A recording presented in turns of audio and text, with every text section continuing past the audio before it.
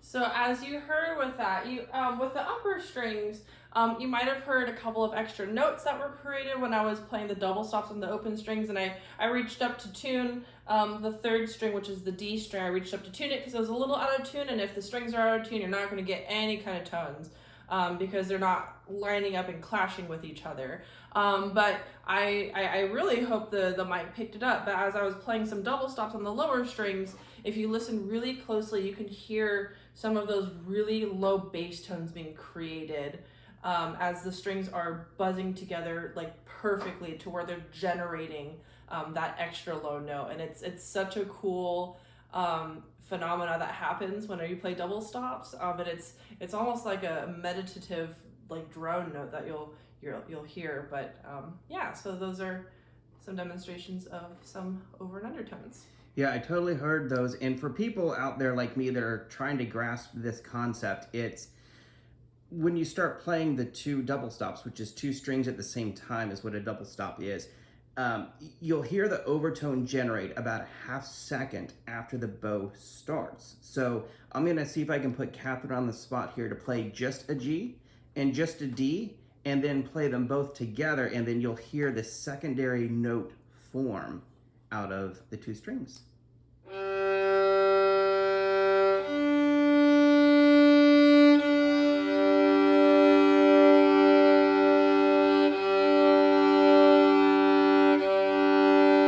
try that again. The G wanted to go a little bit out that time.